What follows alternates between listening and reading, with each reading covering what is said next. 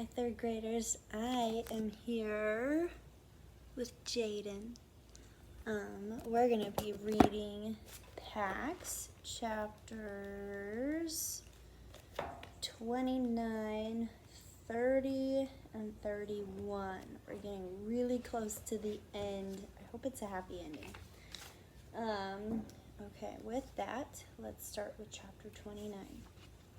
3 mice swelled Pax's belly, and a muskrat dangled from his mouth, his first large prey. It would feed Bristle and Runt for a whole day.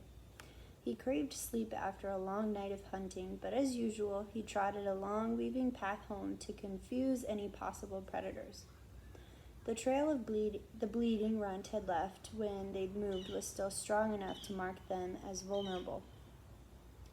The first rays of morning light lit the grasses, and as movement caught his eye, Bristle. She was a few full bounds out in the clearing instead of at the apron of the burrow where she usually guarded Runt. He watched her bounce up in mock alarm and then tumble, kicking into the grass. Then he saw an even more surprising sight, Runt's small head bobbing up.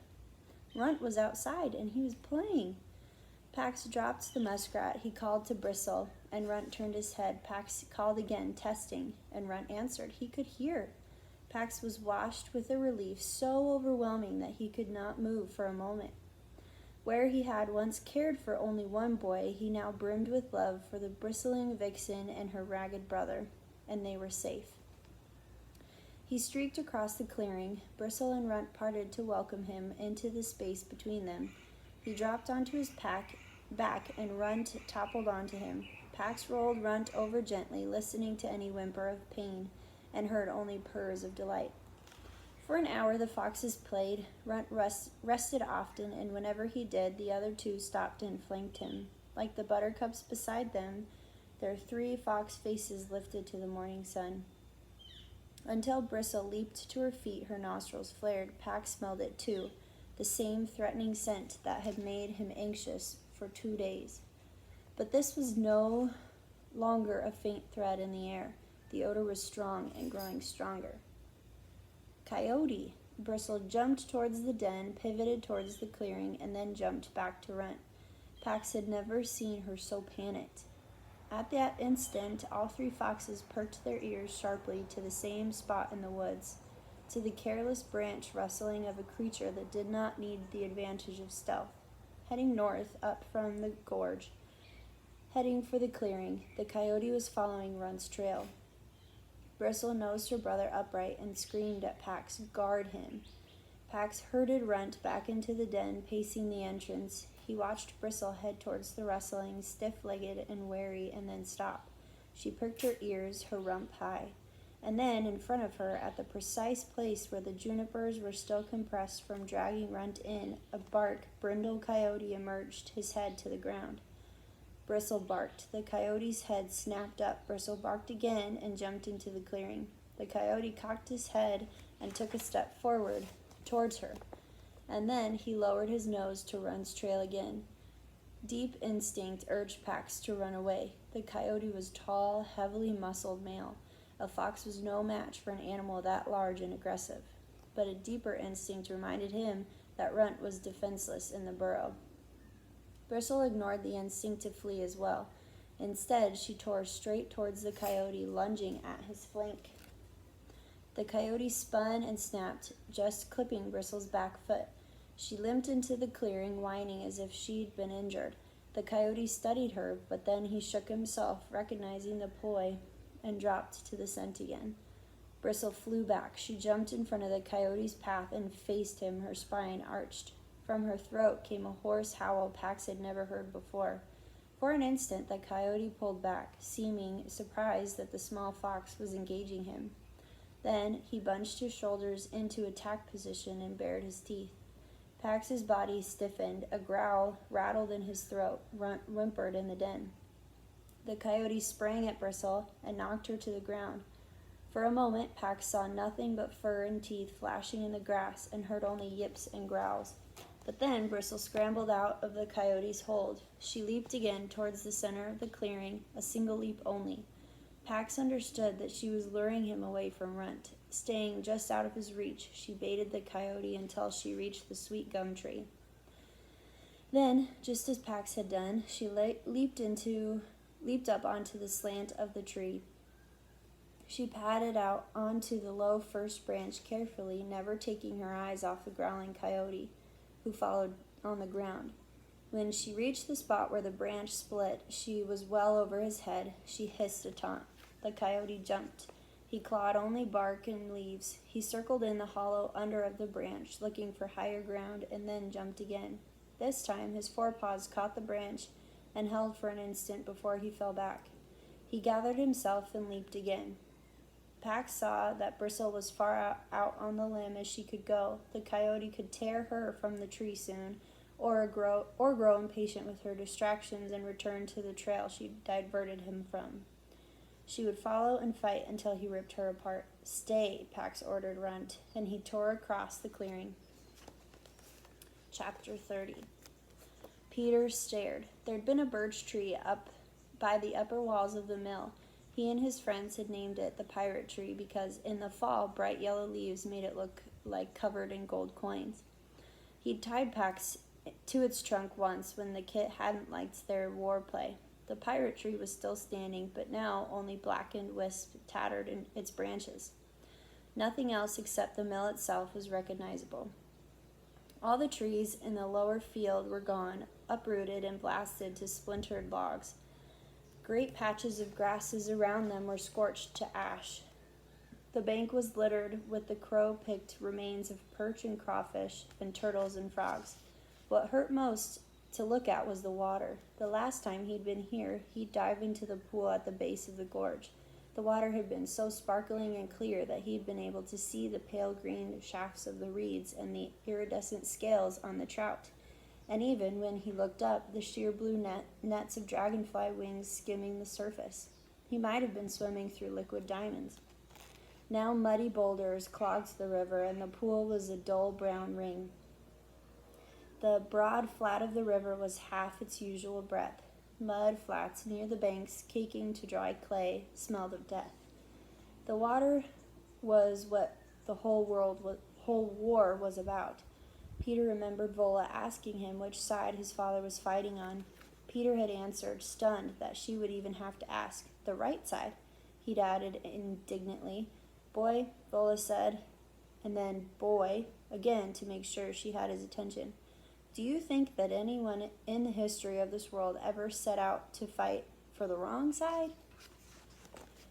The wind picked up and howled across the field, stirring eddies of ash. Peter tried to imagine playing here again. It would be a long time before anyone would ever want to play here.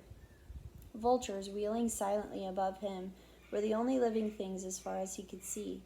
With this much devastation, they must have been feasting for days. He watched them, paralyzed by the sadness of the scene.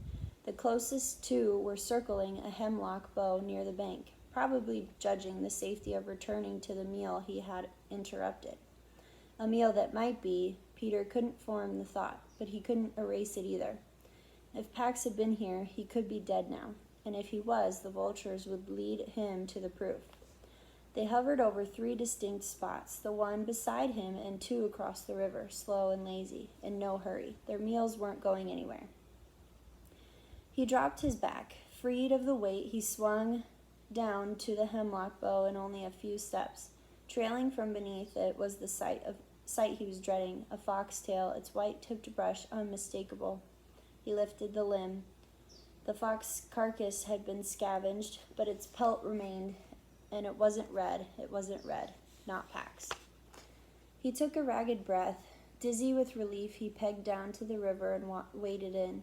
When he was waist-high, the crutches skidded out of the mud-slimed stones, so he speared them over to the far bank and dived in.